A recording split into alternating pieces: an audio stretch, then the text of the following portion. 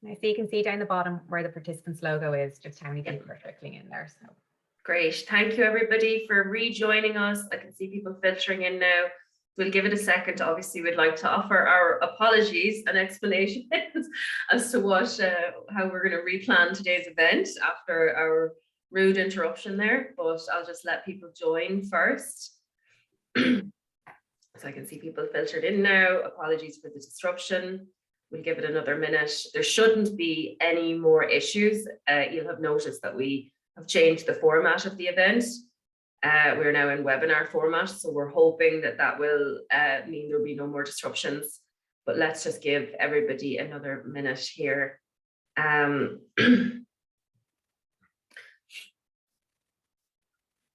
just let people filter in.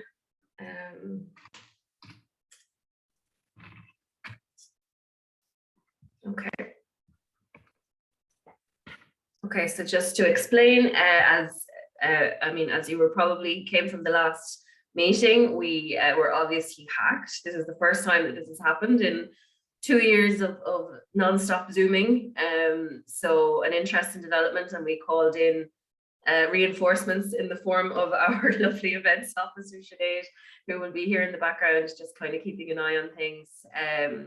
But we just want to say, obviously, sincere apologies for the disruption and for the content. Obviously, it was a hacking incident.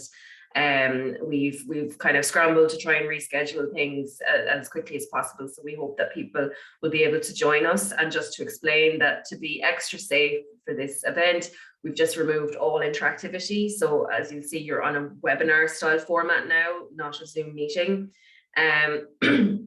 That means that you can, and we've turned off all interactivity, including the chat. So unfortunately, there won't be a lot of participant engagement in this event, but that was unavoidable in this instance, I'm afraid. So just to explain that if you do, the only way that you can interact is to ask a question via the Q&A function at the very bottom there. And that means that only myself and the other speakers will be able to see it. So just to be aware of that, you're more than welcome to ask questions. We encourage you to ask questions. We will have time for questions towards the end, but that will be the only interactive feature. And it's just to make sure that, again, if we're hacked again, there's as little kind of spamming that they can do. So just to kind of note that we did have plans to do breakout rooms. Christina was just explaining that when unfortunately that kicked off. So we're not going to be able to do breakout rooms, unfortunately, or we had plans to do kind of a Mentimeter type thing. We're not going to do that. We're just going to keep it as safe as possible and eliminate the kind of interactive element on this occasion. So apologies for that.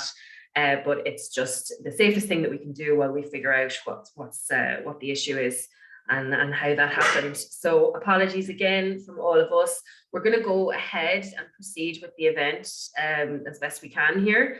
Hopefully there are no more interruptions, but I'll go ahead and hand over to my lovely colleague Christina here. We can start fresh again and hopefully a much smoother experience this time around. So thanks everyone. Great, thank you, Emma. So I will just start with a very quick, here we are. A very quick reminder of today's agenda, and then I hand over to Emma. So we will not start with what is EU funding. I will skip this recap just to save some time, but Emma will look into the project design fundamentals in depth. We will have the case study by Jose Ospina. We skip the breakout rooms, as we just said. We'll have a short comfort break. Then my colleague Emily will look at the impact and sustainability aspect of the project design process. We will present some very helpful tools for project design, and then comes the Q&A session. So we tried now to skip some things, so we've also saved some time here, and so we should actually stick to the original timeline. Just letting you know this, and I hand over back to Emma. Great, thank you very much. So I'm going to go ahead and share my slides. So just give me a moment.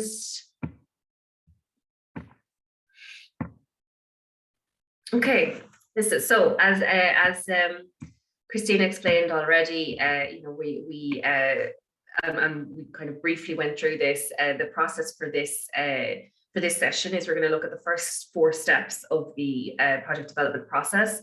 So this is around doing your research, consulting the relevant people, developing a concept note, and getting buy-in.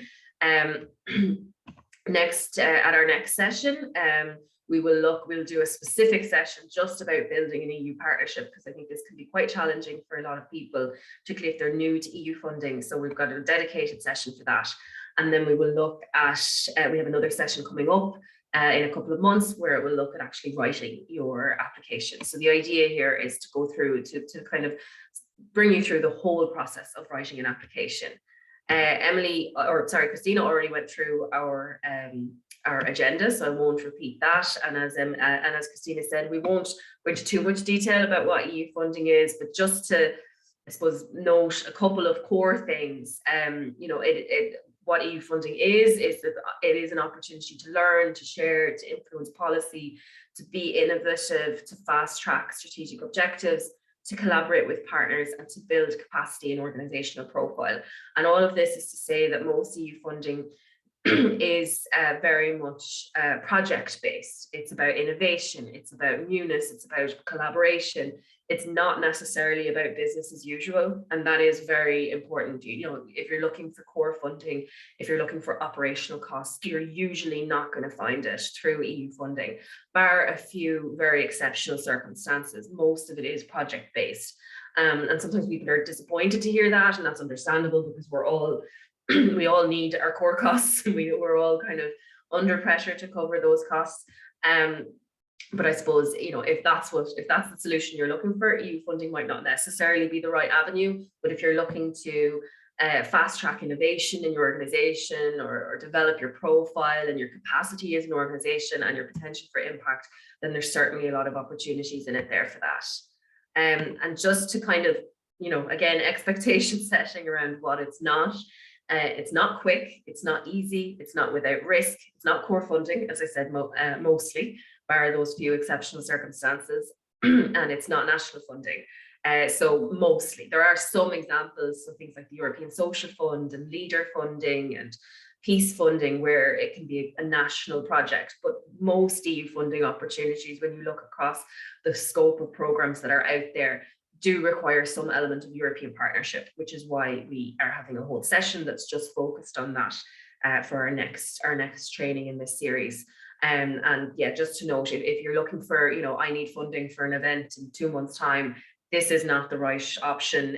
This is challenging funding. However, it's very much worth it. What you'll note again and again with organizations when it comes to EU funding is that once they do it right a couple of times, they apply every single year. So it's about seeing it as an investment into your organization. It will be challenging the first time, but once you get a system in place and you've got a good network of partners and you understand it, it can potentially be an inexhaustible source of funding that you can apply for year on year.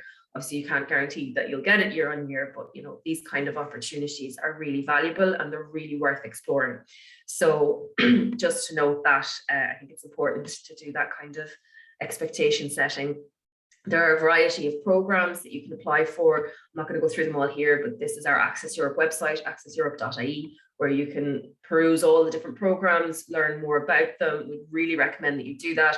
Obviously, you can also watch back the first episode of this series that we did probably about a month ago now, but we'll circulate it along with the follow-up of this, and that brings you through all the different programs, so the main programs that are applicable to civil society in Ireland, and then you can also read more about them here. So that's just a very quick recap. As I said, we're going to skip over our kind of interactive features today, unfortunately, because of that hacking incident. So we just want to try and make sure that that doesn't happen again. But I'm going to go now into the substance of the training. So the first thing I want to do is start off with ideas and opportunities. And what I'm going to speak about now, I suppose, is very much, everything is filtered through this EU funding lens. But certainly, like, a lot of this can be applied to any funding in your organization. And just to, I suppose, do the usual kind of caveats, there is no exact science or, into how to do this. There's no perfect way to go about developing projects in an organization. you know, it's just something, what I'll propose here, I suppose, is a methodology that I've developed over years that has worked really, really well. I don't always do it perfectly, but this is kind of a best practice approach that we kind of strive for. But you might well have different methods that work for you. I would love to say, oh, you know, put them in the chat and share them. Unfortunately, because of this hacking incident that we had to kind of remove the interactivity element of today's event. But usually I would invite people to like comment or share their own ideas or their own little tips and tricks that have worked. Maybe in a future session, we'll be able to do that interactivity a bit more safely again, and we'll have the opportunity to do that. But, you know, just to note that what I'm going to present to you is just one of many ways I'm sure that you can go about developing projects in your organization. And, you know, there is no exact science of the way, but this is just one that really worked well for me anyway. So just to hop in, the first thing I wanted to look at was the whole ideas and opportunities. So as with any kind of project process, it always begins with an idea. But I suppose capturing those ideas and analyzing them and finding out which are the right ones to go for, that can be a little bit of a challenge. So what I'm going to start with is a bit of a process that can be done to help capture ideas. So the first step, you know, as I said, is to look at gathering those ideas. You know, especially with EU funding, it is about new projects, initiatives, programs. You know, it is important to have an idea that offers some kind of innovation or new value that this funding can add. You know, they don't want to see, as I said, kind of business as usual. They want to see that their investment, their money is going into something new, something that's going to add new value, that's going to bring some element of innovation to your work, to your partner's work, or to the sector that you work in.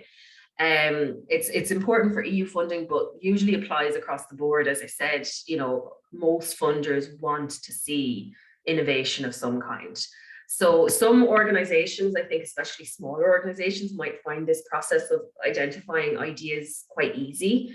They're small enough, I suppose, that the staff that are in charge of applications are, or, you know, they're in constant communication with other staff and service users, and it's easy to kind of collect and collate those ideas because everybody's quite kind of close together. But in other organizations, it can be quite difficult, particularly larger organizations. You know, sometimes they can be really huge and very complex, and you know, the people applying for the funding can be very far removed from those who are actually delivering the services or interacting with service users. And this can sometimes kind of lead to a dynamic where funding applications are for what people think is needed rather than what is actually needed. And, you know, also it can kind of lead to a little bit of, you know, a disconnect between, you know, what the staff on the ground actually need to do their jobs better and to achieve better impact. And they can end up feeling a little bit put upon that, you know, they're being loaded with projects that aren't adding value to their work. So when you're brainstorming ideas for projects, it's very important to kind of start by gathering the right people and perspectives. So again, depending on your organization, if you're a smaller organization, it might just mean gathering around the table and having a chat. But if you're a large organization, it might mean kind of carefully creating a mixture of staff, service users, volunteers, other stakeholders, maybe board members, whatever it is, to try and make sure that you're getting the right perspectives as to what the organization actually needs, what would add value, what would add impact, and what's needed and when, what's most urgent, I suppose. And then it's about identifying the gaps. So what would help, what would add that impact and value? So, you know, for all projects, you know, and most funders, whether EU or otherwise, will ask about, you know, where's the gap? What gap is this project addressing? So, you know, it's really about honing in on what are the gaps. The other thing I think is that we often overlook is identifying strengths. So I'll talk about this more when we go on when we look into the actual writing of the application. So not the next training, the training after that, where we talk about you know, identifying what's your unique selling point as an organization, what are your strengths, what value can you add to a project. But this is really important. So when you're capturing ideas, it's not just about looking at where you're not performing enough, where you need more, and where this isn't good enough. And so sometimes I think, particularly as a sector, we tend to focus on that. And it's a good thing, because we need to constantly be striving to do better. But it's also about identifying strengths, as in, you know, where are you really good? Where can you add value to a project? What's easily doable for you? What can you deliver well and easy in a project that can easily be incorporated into applications that will convince a funder that, you know, you can add value to their investment? The next thing is to gather data. Now, this is especially important for larger priority projects. So if you're looking to do, you know, large scale projects that's going to be hundreds of thousands of euro and, you know, really ambitious, then you're going to want to have some pretty solid data as to why, you know, this project is needed in your organization. You're going to want a good solid base of research to demonstrate why this project merits hundreds of thousands of euro of investment. But even if it's a small project, you know, doing something very simple, it doesn't have to be hugely complicated, but it really demonstrates, I suppose, an evidence-based approach and a very methodical approach if you gather even basic data. So maybe there's a, you know, your volunteers have identified that there's a need for a specific training program that you as an organization should develop in order to meet that need. Like a simple survey of the volunteers can demonstrate that, you know, you have consulted your target group, you've assessed what the needs are, and you have evidence that you can point to as to what that is. It's not just, you know, well, I had a conversation with a volunteer and they said that they needed this. You know, adding a little bit of kind of rigor to that needs analysis can be really helpful. And it just demonstrates that, you know, to the funder, it's a reassuringly evidence-based approach to seeking funding.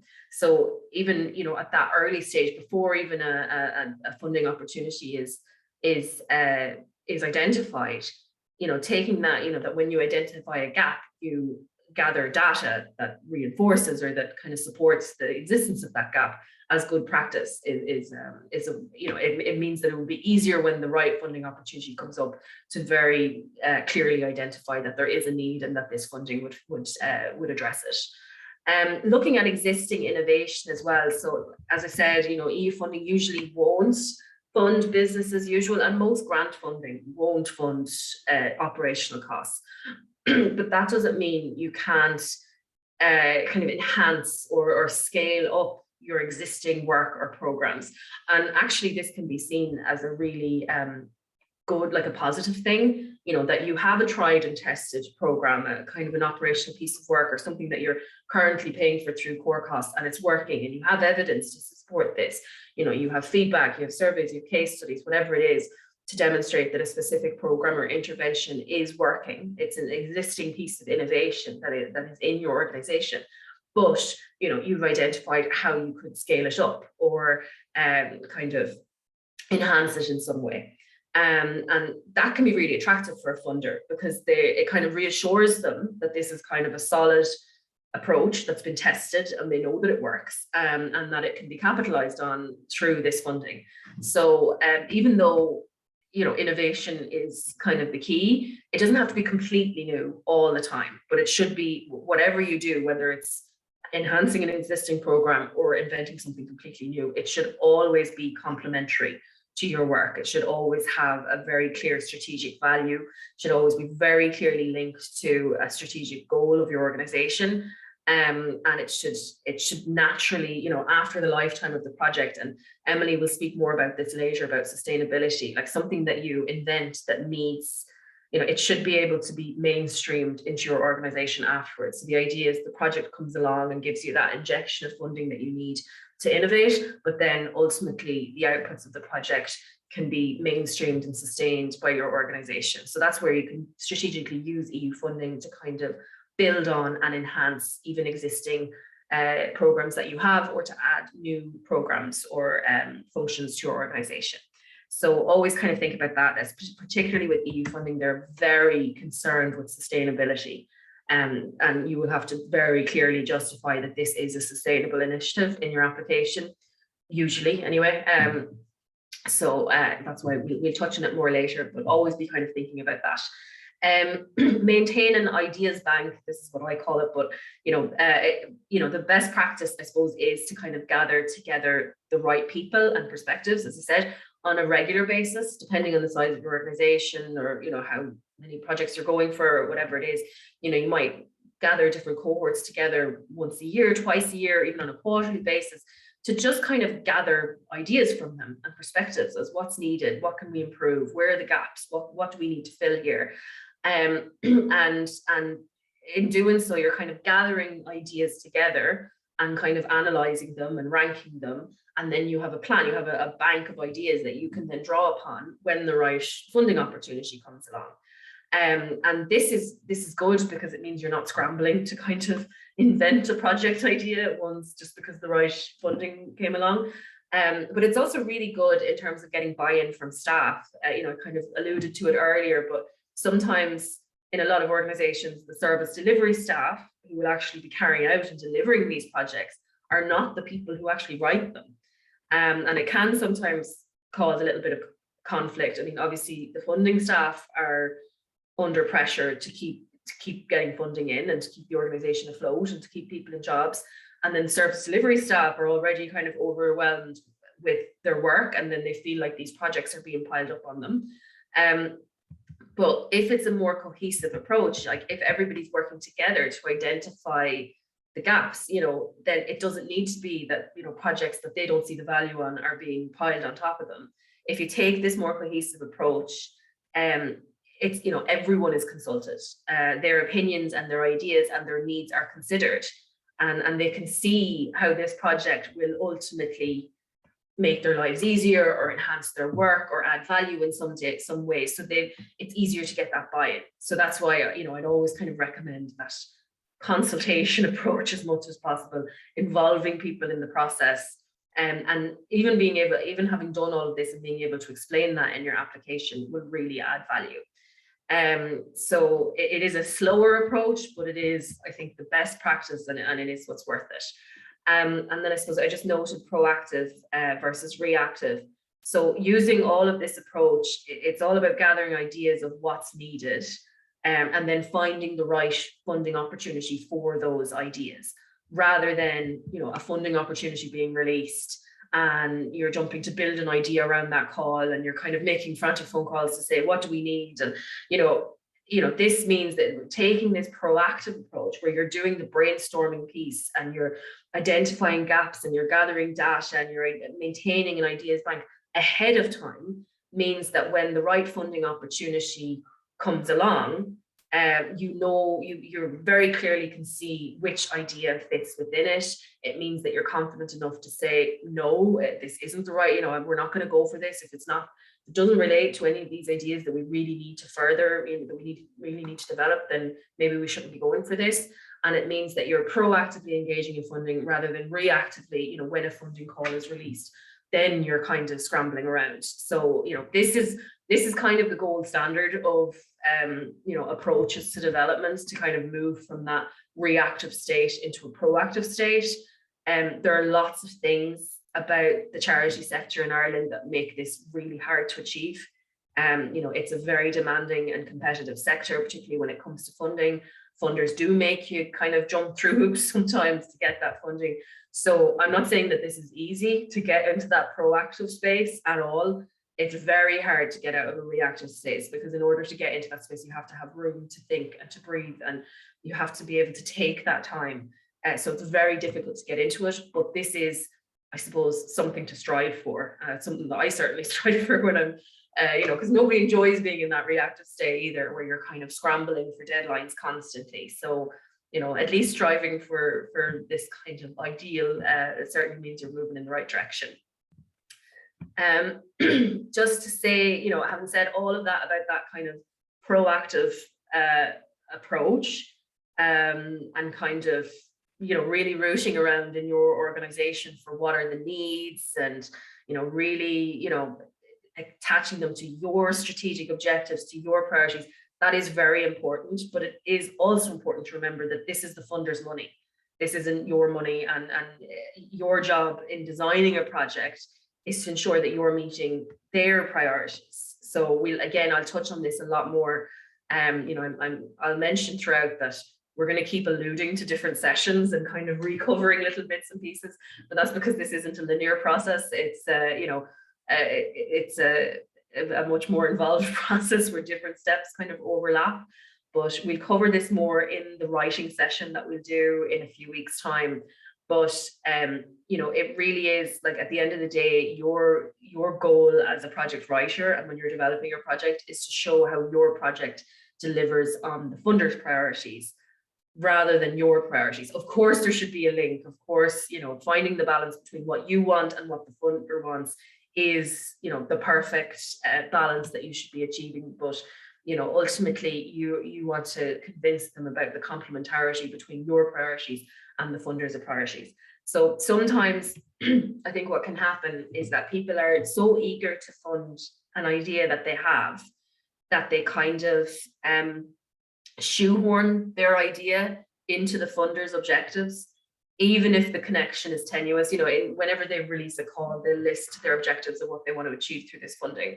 And sometimes it can be a bit of a stretch that somebody's trying to convince the funder that this actually will deliver on your priorities. But unfortunately, funders will almost always see through that, and they'll see very quickly that there is not a strong connection between what they're trying to achieve with this call and what you're trying to achieve through this project. And so in that instance, you've kind of wasted a lot of time writing a project that's probably not going to get funded.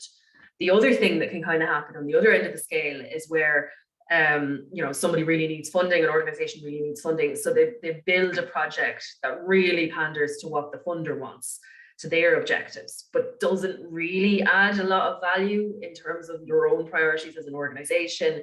It doesn't add, it doesn't have any real bearing on your core mission. It doesn't add value, and this happens all the time, but it is risky. A funder will either see through it and see, why is this organization applying for a project that isn't close enough to their core work, and they'll reject it, in which case, again, you've wasted time. Or they actually will fund it and then you have to deliver it. And so you're spending time and resources and money on things that are not serving your mission or your target groups, and you're ultimately kind of diluting the impact of your organization. So the right funding opportunity for a project, for one of the ideas that you collected, will demonstrate a very clear link between your priorities and what the funder wants. And it'll be easy for you to illustrate this in the application. It won't feel like you're having to force it and having to do kind of, verbal somersaults in order to justify why this project fits in this program. It should feel easy. It should be obvious. It should be a no-brainer where there's a very clear link. So it's all about that sweet spot between your priorities and the funder's priorities. And that might mean if you're finding yourself having to justify a lot why this idea fits in with this program, then it might just be the case that this is not the right funding opportunity for that project. So that's, I suppose, the whole kind of ideas collection phase of the project. Now it's about, I suppose, what is often called the missing middle, in terms of, I suppose, right, ideas are kind of a dime a dozen. Everybody has ideas. What's missing usually is the missing middle. The how are you going to achieve that? So this is what we call the theory of change. So this is what focuses on mapping out the filling in, what has been described as the missing middle between what a program does, the activities in a project, and how it leads to a desired goals being achieved. It does this by first identifying the long-term goals. So you identify where it is you ultimately want to be at the end of the project, and then working backwards from there, kind of identifying all the conditions or outcomes that must take place in order for the goals to occur. So basically, as I said, it's easy to see what the gaps are, and particularly in the charity sector. I think we're always very keenly aware of where we're not doing well enough, and we need to do better. And it can be quite easy kind of to imagine where you'd like to be, where the ideal scenario would be. But what can be difficult is plotting the route from how you get to that kind of problematic point A, where you are now, to the better situation in point B. And this is what, I suppose, project design really is. So, the first step, of course, is the idea. But as I said, ideas are a dime a dozen. We all have great ideas. What makes a project is whether you can do that missing middle part. And that's what the funder is really looking for. So in this theory of change, you work backwards from that point B. You identify where you'd like to be at the end of this project. that i.e. your kind of desired long-term goals, and then you essentially kind of reverse engineer it until you have identified everything that needs to happen to make that situation a reality. So when you're planning your project, always remember that kind of missing middle. It's very common for people to kind of over focus on their idea, or expect they just think their idea is so great and they get so excited about it that they kind of are like, oh, we'll figure out all that stuff. Isn't this a great idea? But no, I mean, your real job in an application isn't, I mean, of course you have to sell them on your idea, of course, and the idea should feel, natural and, like I said, like a no-brainer. But what you're really selling them on is how you're going to achieve it, because what you really want to communicate is that if they give you their money, that you are a sound investment, that you're not going to mess it up, that you're going to know how to deliver it, that you didn't just come up with an idea, that you actually have a methodology in place on how you're going to achieve this, and you have clear KPIs and indicators and processes in place, that they don't have to worry that they're potentially making a risky investment here. So things to consider when you're thinking about that kind of missing middle. So what are the key steps that are needed? So what are the outputs, so the tangible things that come from the project? What are the activities, like what kind of things need to happen, whether it's events or pilots or research or whatever, and what are the events that need to happen, so meetings or conferences, things like that. So kind of separating out the project into these kind of key steps. How will you implement it on a way that is on time, on budget, and as promised? So this is your project management. So there's the outputs and the activities, and then there's the project management that makes those outputs and activities possible. It's all the stuff that has to happen in order to create those things. How will you know that it's working? So this is where the whole impact evaluation, quality KPIs piece, again, this is really important to make sure that they know that they're going to be investing their money well. How will you make sure that the right people are on board? So this is your stakeholder management and your impact. Again, we're going to go over impact evaluation in more detail later. And how will you make sure people know about it? And this is the dissemination piece. And what you'll see, especially in EU projects, is that your application will actually be kind of sorted under similar headings. Obviously, it varies from program to program, but essentially, these are the questions. It's about outputs, activities, events, project management, impact, quality, stakeholder management, dissemination. These are the things you're going to be talking about in your EU project. So when you're fleshing out your project idea, it can be good to think along those lines.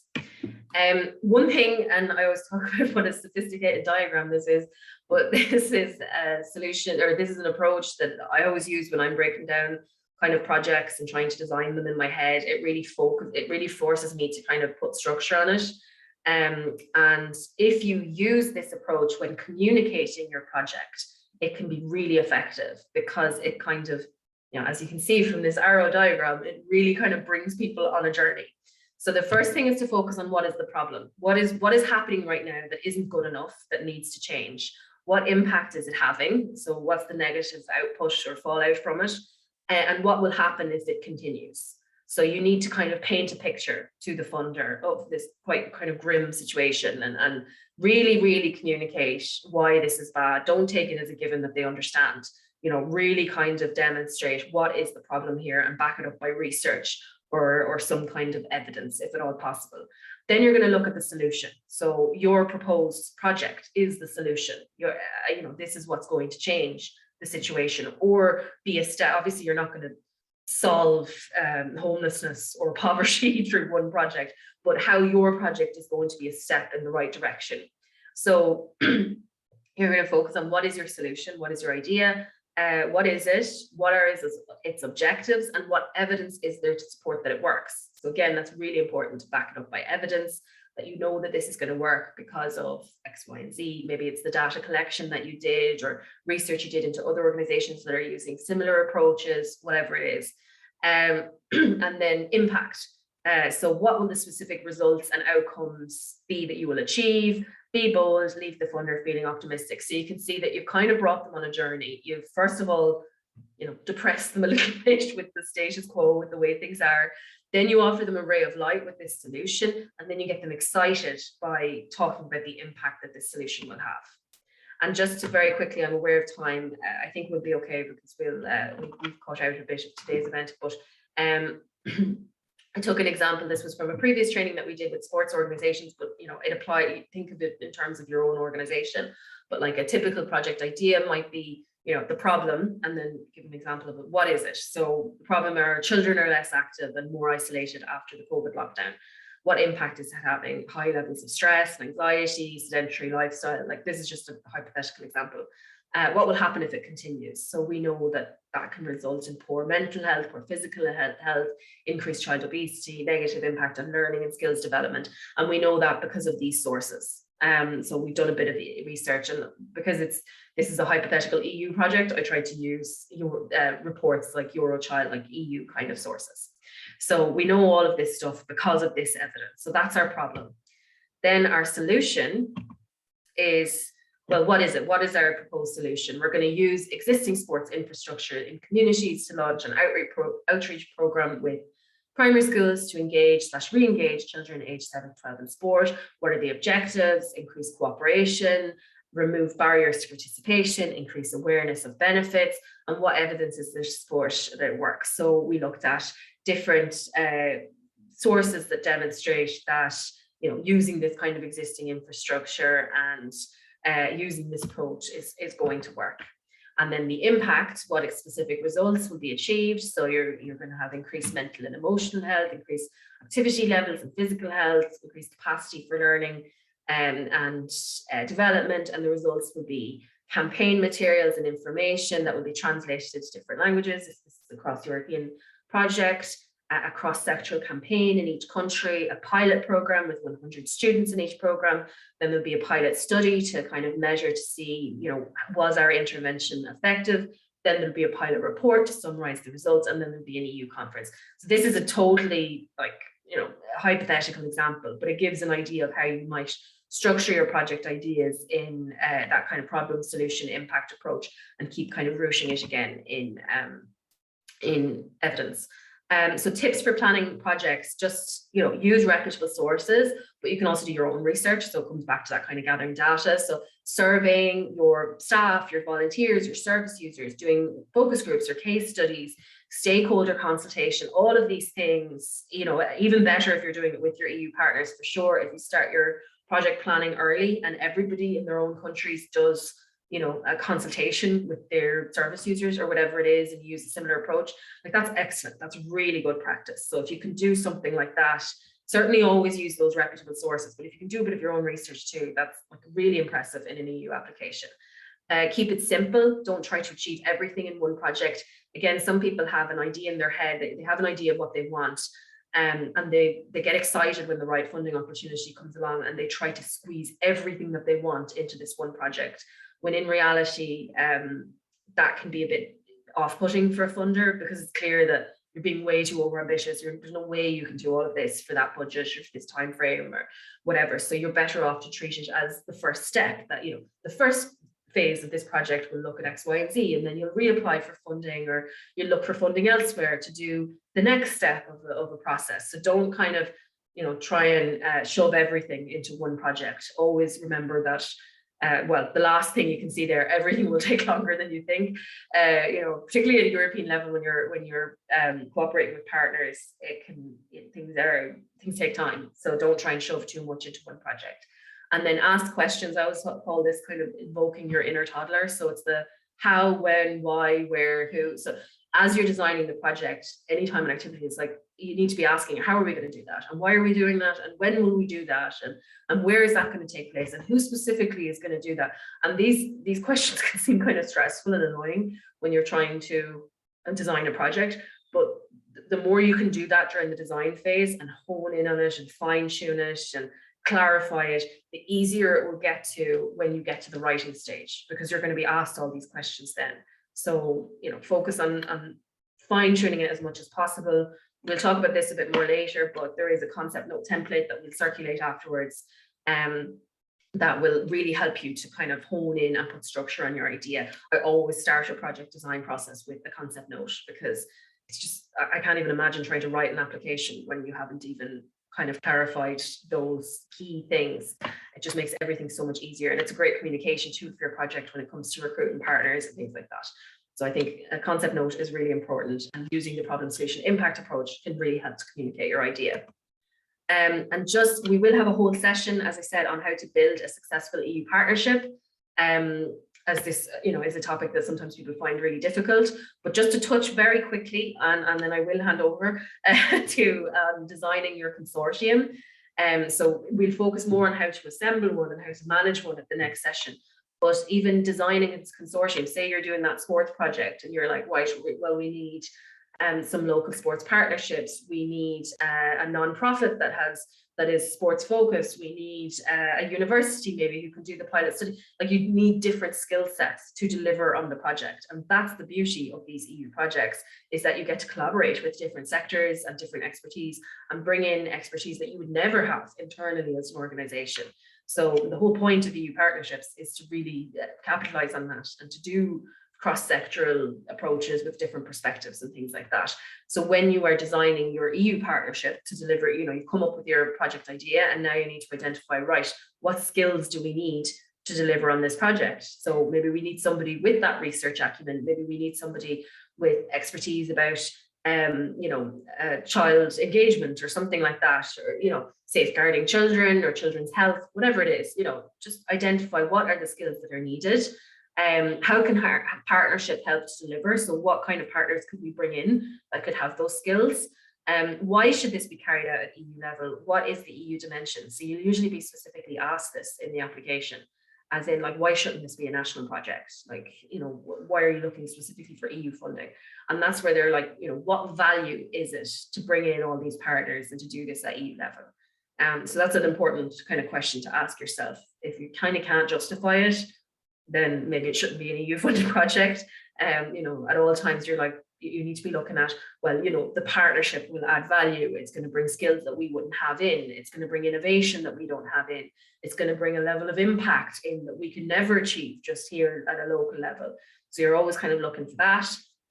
How will you allocate tasks and responsibilities across your partnership? Obviously, if people have different areas of expertise, they should lead on those different kind of activities. But you're also looking that people might lead a specific work package, or lead an event or a training or a mobility, which is EU speak for, a learning experience abroad, like sending people, whether they're staff or volunteers or whatever, to training abroad.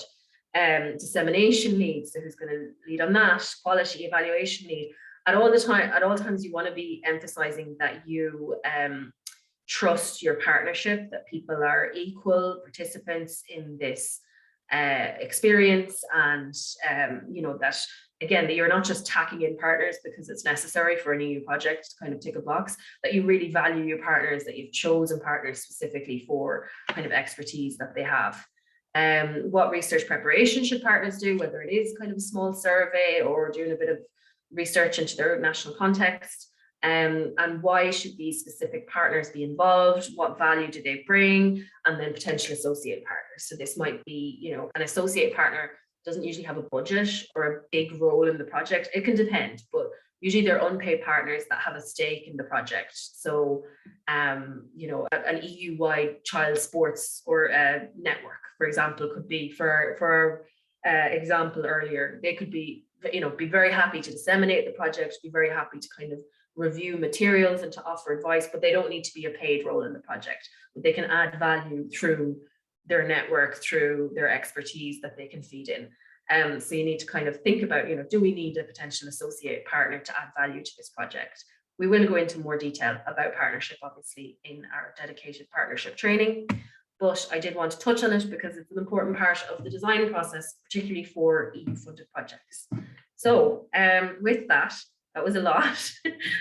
Thank you for bearing with us after a dramatic morning. But I want to hand over now to Jose Ospina, who is from Carberry Housing Association and who is our case studies for today. We're going to have 10 minutes over with Jose, and then we are going to take a 10-minute breather after that as well. So Jose, I will stop sharing my screen and I will hand over to you when you're ready. Let me unmute myself. Good morning. Thanks for that.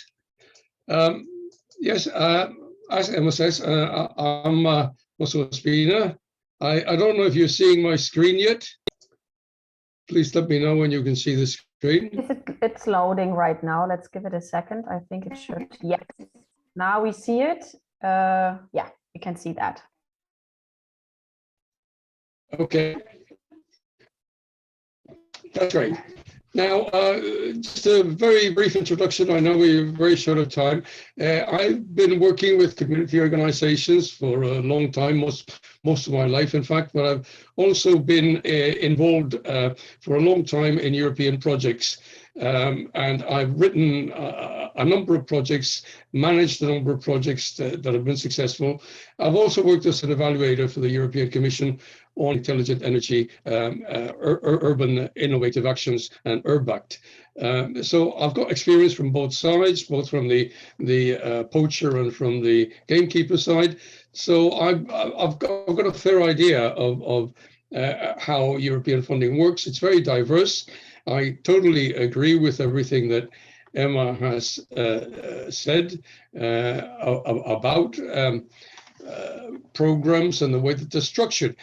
Just to give you one concrete example, the aim of this session, EuroColSec was a proposal for a European College of Sustainable Energy Communities.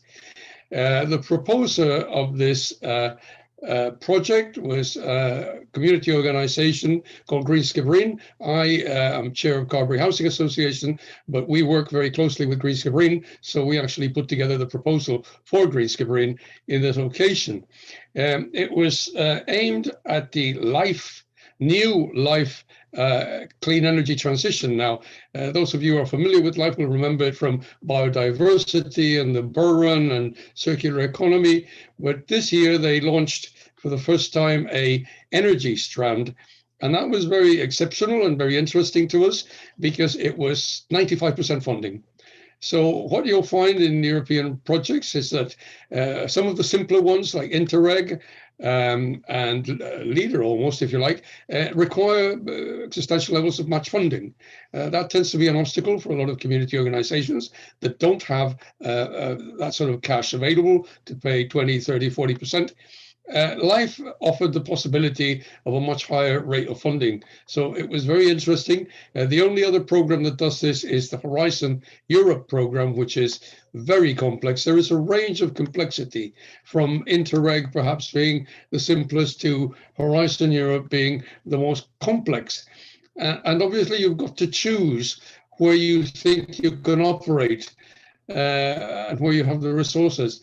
There's great advantages in the complex side of the scale, but it's simpler to get one on the simpler side of the scale, like the Interregs or the Erasmus or whatever. So really choose your program carefully. We chose this program because we are a sustainable energy community, Carberry Housing Association. We've been involved in sustainable energy community development in West Cork. So we know about the national programs. We knew there was a lot of activity going on nationally. So as Emma suggested, it's already an area of activity and strength. So we thought this is a good area to build upon. So the first thing we did was read very carefully the call. And there was a call specifically for the development, and I'll get this out of the way, for the development of communities. But it emphasized very much local authority collaboration.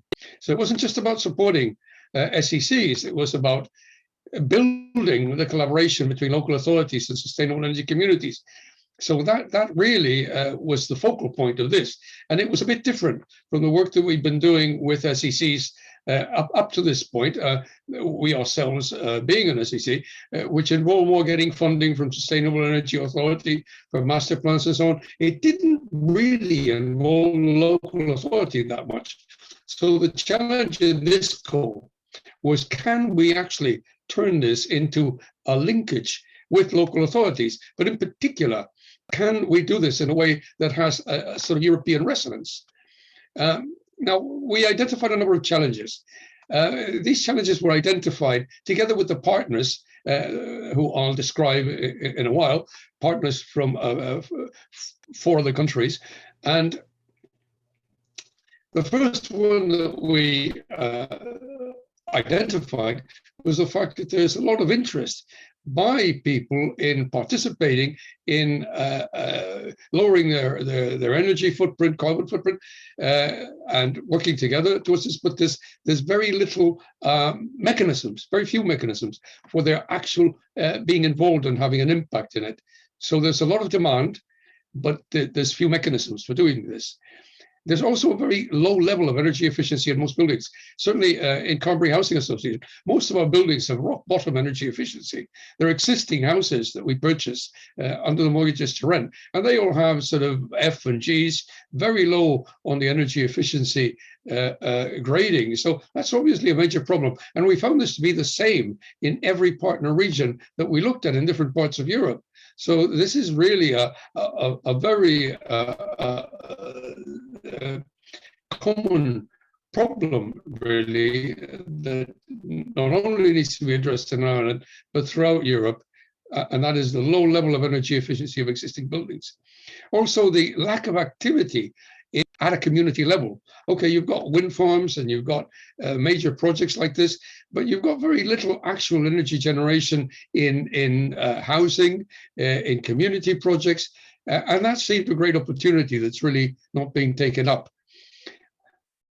Underlying all this is the importance of ensuring that the transition to clean energy is just, and that is that communities don't end up paying for the transition unfairly. And for that to be the case, it's really necessary that citizens, communities, housing bodies, and so on are involved in this transition to clean energy. So those were the 4 challenges that we identified. And from those 4 challenges, we came up with 4 goals. The first goal being to promote greater awareness and understanding of the need for clean energy on the one hand, but on the other hand of the power in achieving it. And in order to achieve this, as a step towards this, the development of master plans for sustainable energy communities. And we supported the Sustainable Energy of Ireland approach, that the first thing a community needs is a master plan. You need a plan to show how you're going to move from where you are to where you need to be to clean energy, really. So the drawing up of these master plans seemed a very important function. But in addition to the master plans, beyond the master plans, practical tools of all sorts are needed, technological tools, organizational tools to train citizens as well as local authorities and other stakeholders in the potential of sustainable energy communities. You can say, what do local authorities need training on? Well, basically on the potential of sustainable energy, and can be their sort of supporters and implementers of sustainable energy measures. But also at a regional, local, and European level to improve the frameworks for funding, for supporting, and for exchange between sustainable energy communities. This eventually became our partnership, our organization. And this is really, if you was making, we firstly had to choose a strong local basis for the project. So we developed what we call the Cork cluster, which was basically, we brought together, now there's limited funding in this project. This was actually 1.75 million ceiling. So that sounds like a lot of money, but if you break it up into 4 regions, it doesn't leave that much for each region if you've got 2 to 3 partners in every region. So we have to be very selective in our partnerships. And okay, there was Green Skibbereen as the lead partner, the initiator. Then we brought in an energy agency, and that was 3 Counties Energy Agency, and a developer, a retrofit developer, NC Insulation, which is possibly Ireland's biggest retrofit coordinator for SEA Ireland funding. Now, this partnership came after a long search for partners, where we tried a number of different bodies, number of local authorities, and this is the partnership that eventually committed and said, yes, we will support this. We're surprised, in fact, at the reluctance of different authorities in actually joining. But then again, we ended up with to have the ideal partnership, if you like. We then had to find partners in other regions. Now, fortunately, as I mentioned, I've been involved in a number of different projects over the years. So you build up a sort of network of contacts, really. And most of the partners that we ended up with came from those contacts. Cascais in Portugal participated in an earlier bid that Green Skipperine made. The Riga cluster, we've been involved with them in projects in the past as well, but they'd also worked with Cascais recently on another project, so there was already a connection there. And Piedmont, the foundation of St. Marcus in Milan, again, we worked with them in the past, and so they were willing to come in. And then there's a foundation in Mesida. Now, they're a bit of an outlier. As you can see, they're not a part of any cluster, but they've got phenomenal experience in particularly any community-based energy generation. So we thought, well, let's bring them in as a sort of outlier, particularly because of their experience and because of their European networks, like the cities and regions of the social economy. And so we thought they would be very valuable in bringing in European networks. So that was our consortium. And then with this consortium, Jose, just a 2-minute notice. We have 2 minutes more for you. Just letting you know. Right. I'm sorry to interrupt here. Sorry, I've taken a bit too long now. We built up the work packages. Now, the work packages, they're basically logical, a baseline initially, then the development of the useful tools, then the development of frameworks, then a number of demonstrators. And we selected 20 proposed sustainable energy communities that would act as demonstrators at different stages of development. Then a communication work package.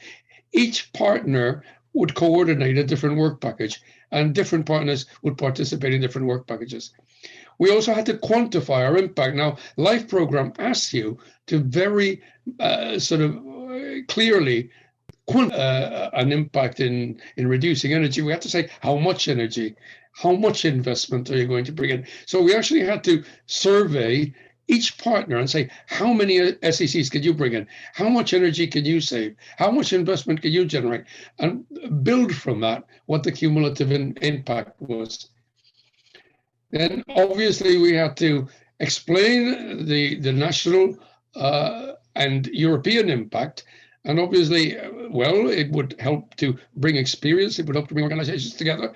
But more important than that, we proposed the creation of a new European network of sustainable energy communities. So bring sustainable energy communities to a European level and actually bring them as a representative body to different EU mechanisms.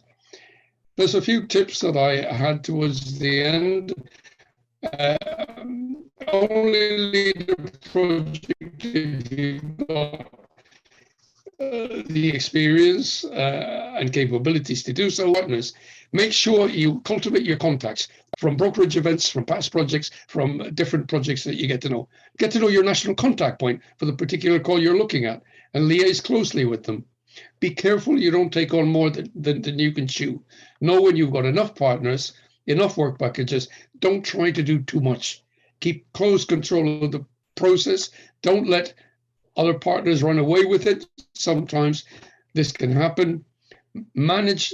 We did collective project writing. We got everybody to, we put the project on a Google Drive, got everybody to contribute.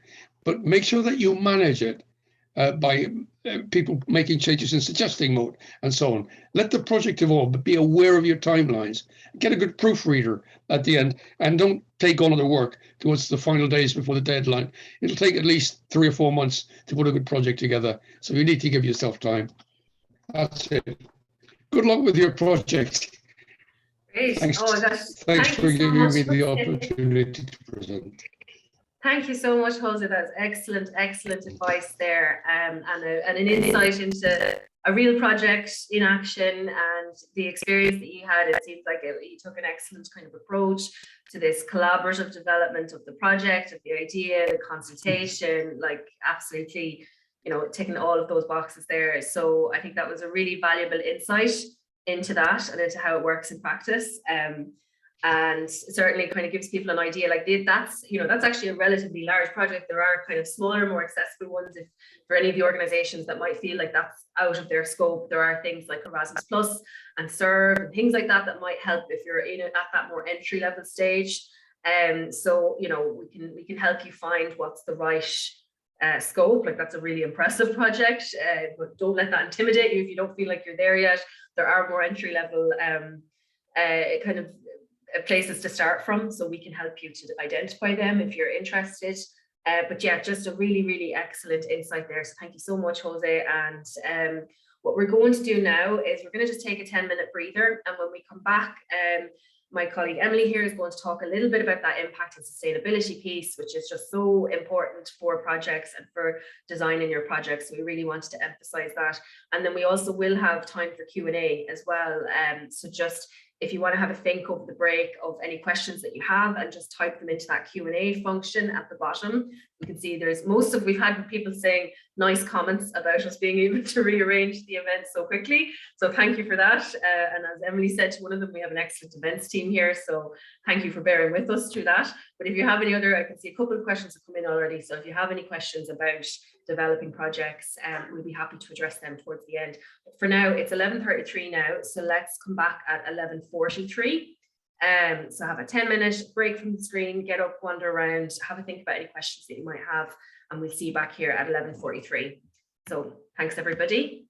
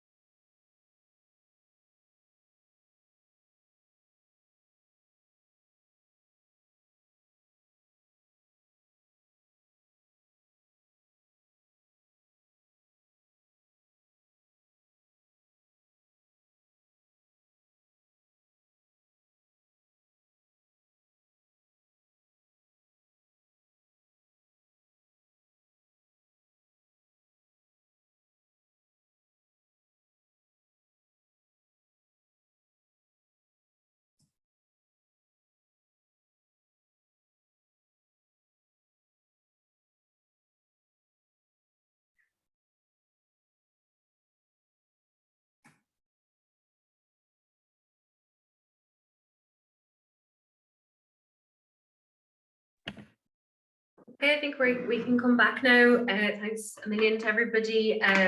Hopefully you were able to have a nice kind of walk around and a bit of a break from the screen there for a few minutes. But now I will hand over to my colleague Emily to start us on the next section, which is about building for impact and sustainability. Thanks, Emma.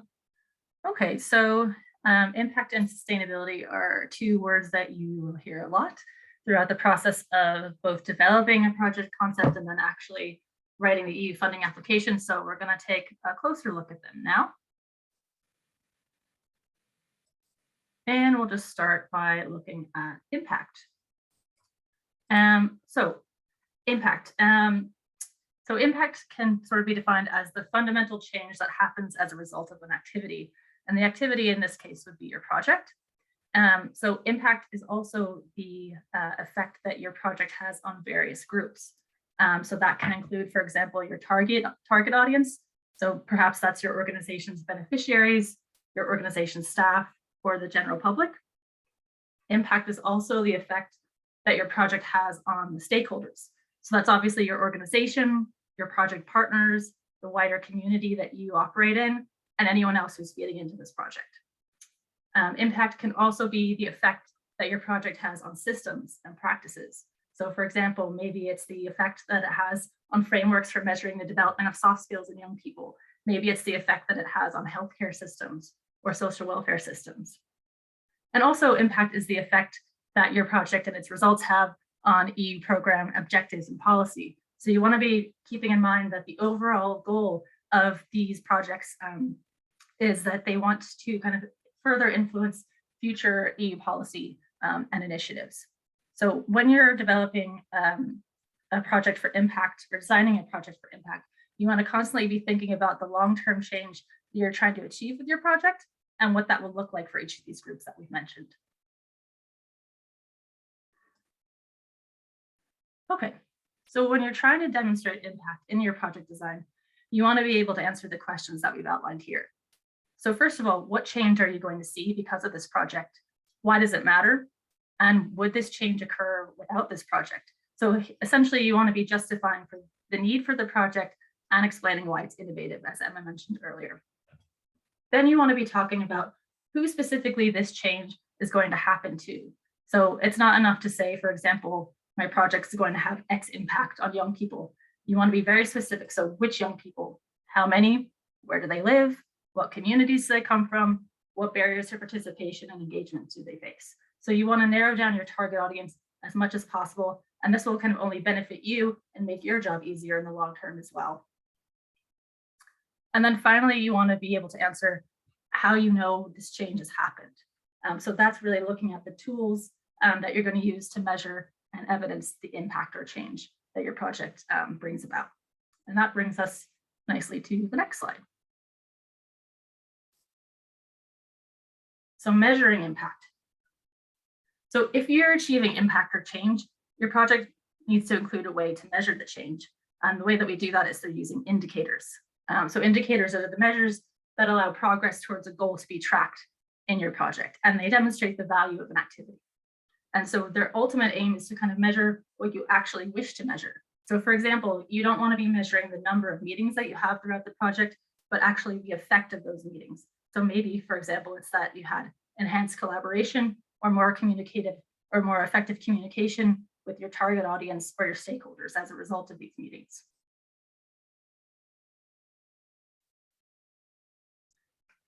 And then here we just have some examples of indicators that you might use that measure the value of a project's activity.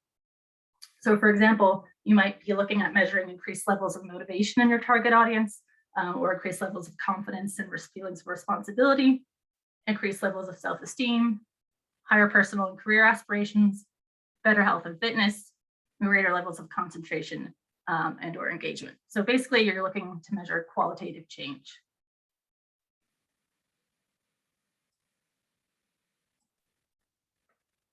And so in addition to assigning every impact an indicator, you also need to include how and when you're going to measure it.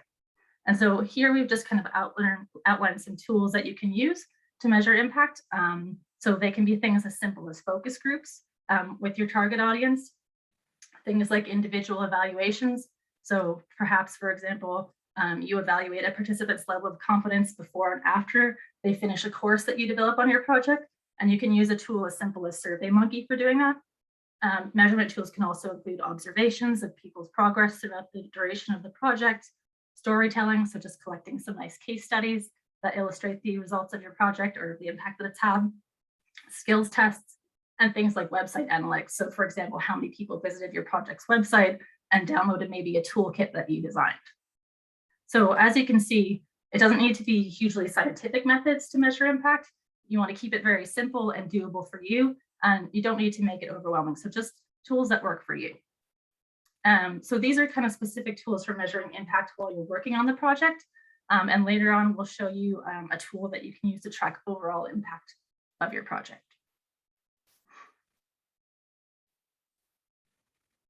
Okay, so now we're going to shift gears and look at sustainability for a bit. So sustainability is the capacity of the project to continue its existence and functioning beyond the end of the EU funding lifetime. So projects are sustainable if the results are maintained or developed after the end of the EU funding. So this can mean, for example, that you update the tools in a toolkit. If you developed a module, maybe you add new bits to it or continue to adjust it. You continue to offer a training course after the EU funding has ended. And it's just something that can be integrated into you and your partner's daily work. Projects are also sustainable if the results are constantly disseminated and communicated about and shared after the project ends. And also if they can be scaled up, as Emma mentioned, on a national, regional, or EU level. So basically you want to demonstrate that whatever you develop through this project isn't just going to sit on a shelf, and that you're going to be able to keep communicating the value and usefulness of the project results to your peers and anybody else who can benefit from them.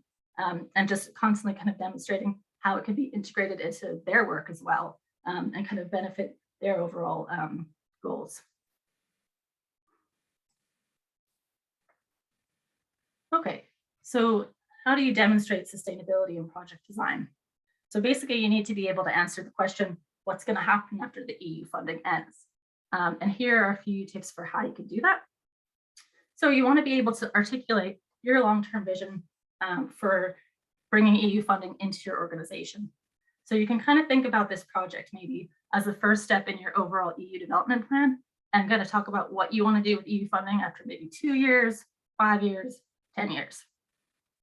You might say, for example, that you want to use the EU networks that you've established throughout this project. So kind of using the partners that you've developed throughout the project, and maybe apply for other EU funding to bring new innovations to the ideas. So maybe you decide after having been involved in an Erasmus Plus project that you'd like to apply for funding for another Erasmus Plus project, or maybe that you would like to explore Interreg funding or Horizon funding.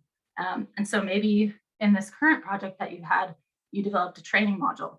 And in the follow-on project with new funding, you'd like to digitalize it or add a qualification system, or maybe add some new partners and some new languages. So new innovations. You could also say something about how you'd like to create a national development plan to apply for national funding for this project. And this is a great idea because your project idea will have the credibility of being piloted previously in EU member states and being backed by the European Commission. So now national funders might be more inclined to fund it. And then you also want to be talking, as we mentioned, about how the results will be embedded in you and your stakeholders' work. So what's that going to look like? Are you going to be maybe running a training course that you develop throughout the project monthly, a few times a year? So just demonstrating how the results are going to be integrated in an ongoing way in you and your partner's work.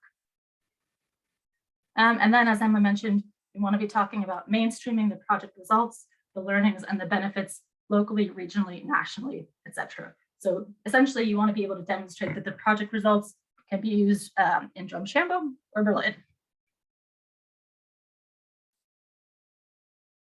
So here are the kind of 3 key takeaways for sustainability and impact. So the first thing is that you remember the change that you want to create and measure it. And you're gonna kind of want to keep thinking about those target audiences that we mentioned earlier. So what does that change look like for all of those different groups, and kind of keep referring back to that. The second thing is that you want to have a long-term vision and plan for your project and your EU development. And the third thing is that you want to plan to mainstream your project results, learnings, and benefits, and keeping in mind that the project and its results are not just about benefiting your own organization, but always keeping in mind that the Commission wants to see the added EU value. So it's not just about your organization or Irish organization. It needs to have results that can be scaled up and used effectively by any EU member state.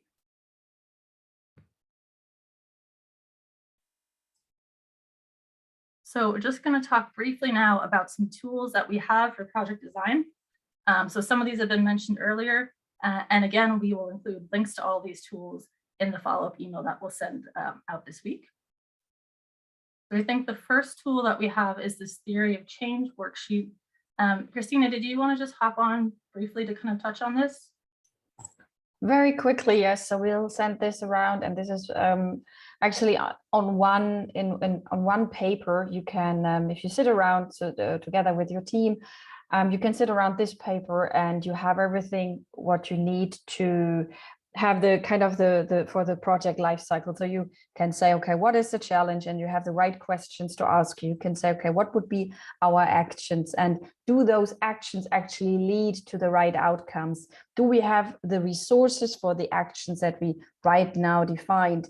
And do these outcomes then ultimately lead to the impact that we want to have? So this is just a very visual, let's say it's like a focus on a visual tool that helps you to understand this whole, how is it interlinked? Am I targeting the right group? Are my actions the right ones for this group? And is it leading to the outcomes that I would like to see with this project? Just a very helpful tool. Great, thanks for that, Christina. And the next tool that we have is something that Emma mentioned already. It's the project concept note template. So this is a tool that it's just a Word document that we would distribute to a lot of people that get in touch with us at Access Europe for one-to-one advice. And this is usually where we would tell people to start. So if you have an idea, try your best to kind of fill in this template. Think about how long you want the project to last, what the budget is, what kind of partners you're looking at, your target group, and kind of the key outputs and activities of the project. Fill it in as best you can. If you don't know which funding program it fits under, then that's where Access Europe comes in. So we can help you to figure out which funding program is the best fit for your project idea if we have a good sense of what it is that you'd like to do with EU funding. So again, we will distribute this form in the follow-up, but it's a really good way to kind of put some structure on your project ideas and help you to communicate what you want to achieve with the project, not just to us in Access Europe, but also to potential project partners. And then this here is a Gantt chart. So you might have seen this before. This is usually included in a lot of EU funding program applications. And it's just kind of a way to plan out each task and kind of a logical and evenly distributed workflow and timeline. And then this is the impact monitoring tool that I mentioned earlier.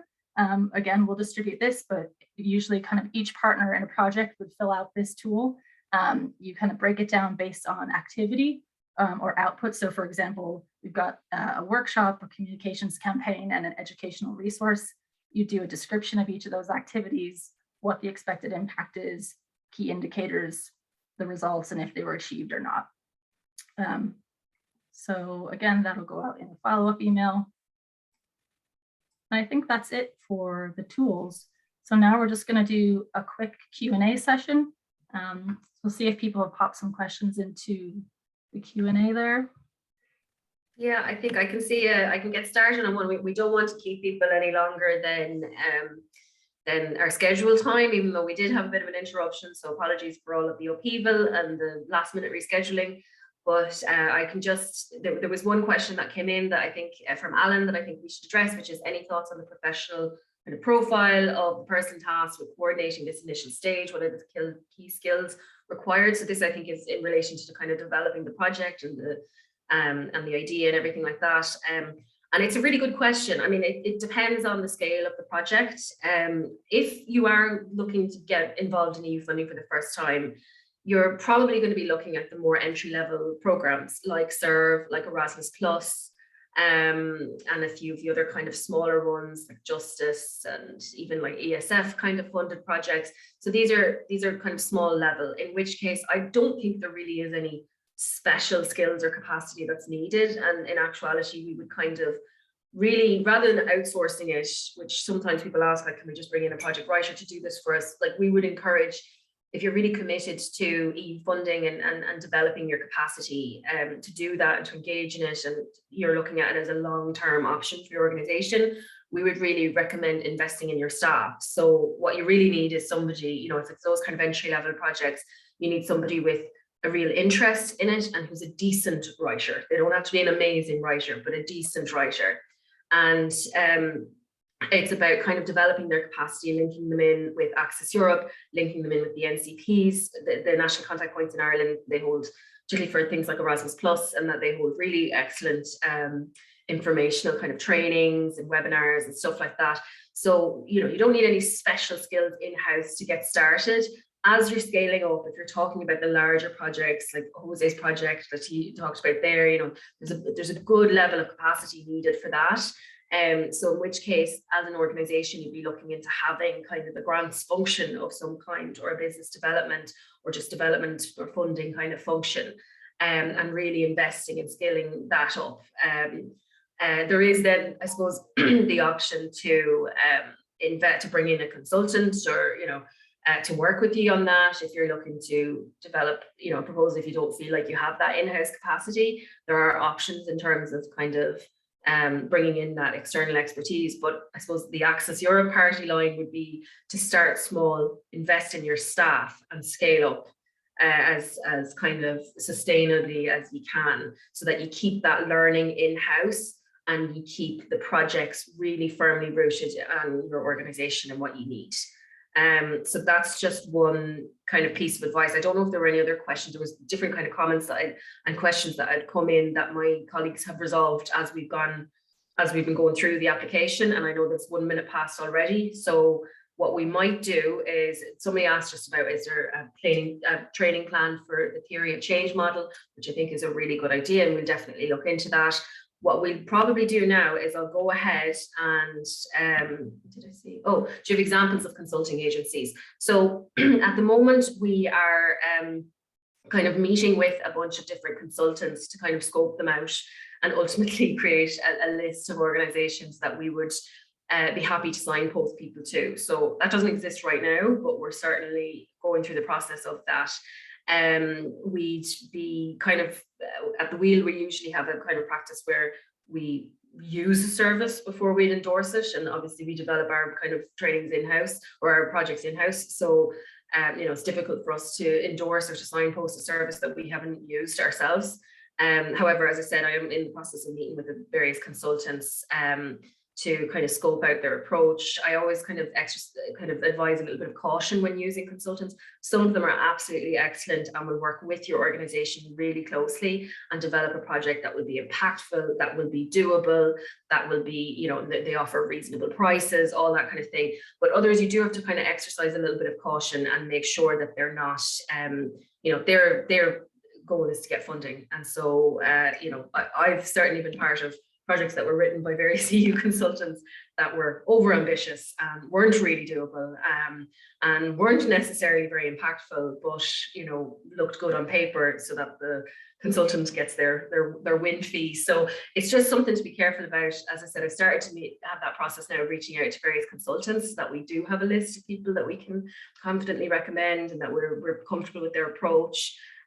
So I would say reach out to me if you know, you'll get my email address in the follow-up. So just reach out to me if you are interested in bringing on a consultant, and we can send you on a list that hopefully at that point we will have curated. But just to, you know, it's not something that I would necessarily throw out names right now. We'll be sharing recording, absolutely. Yeah, of course, I'm sorry about the rescheduling email, but yeah, of course, we'll share the recording, we'll share the slides, we'll share all of the resources that we mentioned today. And as I said, if there is anything specific questions, whether it is about consultant agencies, whether it is about, you know, anything to do with what kind of program you should go for, reach out to us directly, and I'm sure we can address that for you. So I'm aware we're 3 minutes over now. I'm going to go ahead and find where we left off here. Just to kind of see where we are. So from the current slide, so just a very quick recap. So as I said, today we covered the first 4th step, which is doing your research, consulting the relevant people, developing a concept note, and getting your buy-in. So that's the first 4 steps in the overall project development process. The next session we'll look at how to build a partnership. This gets a whole session, this one step, because it can be quite challenging for organizations that are new. And then after that, we will do a session on getting writing. So this is, I suppose, your full package of supports from, just learning about what's out there from our last session, the overview, to actually writing a project. And then, of course, we also provide all kinds of supports throughout the lifetime of a project when it comes to project management and things like that.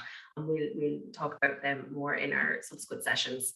So these are the other ones. You will receive links to these so that the event recording from our last one is available. We'll make the recording from this one available, and then you'll be able to sign up if you like to the Building EU Partnership and the Writing Your EU Funding application. And fingers crossed there will be no technical difficulties or hacking of Zooms on those occasions, and it should go very smoothly. And then just supports available. So we've mentioned this a lot, but Access Europe is the program that myself and Emily and Christina work on. It's what's funding this session. It's, our goal is to support the sector to access more funding. So we provide updates on EU funding programs and deadlines on our websites and through free newsletters, free training and events like this one-to-one advice, application support and signposting, as Emily alluded to, networking opportunities locally at EU level. So we have a partner database where you can, we'll talk about that more in the next session, where you can kind of upload your profile, connect with partners around Europe, and hopefully we'll be doing more kind of face-to-face networking activities later on in the year. More information on how to connect with us there. And finally, thank you. We have to say a special thank you to everybody for bearing with us through an interesting Monday morning. I don't think anybody wants to start off the week like that, but we managed. And I have to especially say thank you to Jose as well for your excellent case study and insights there. I think it was a huge benefit to see, to hear from that kind of direct project experience. So thank you very, very much. And yeah, reach out to us directly if there's anything else that we can do to help you. Okay. So thanks everyone. Enjoy the rest of your Monday morning or afternoon.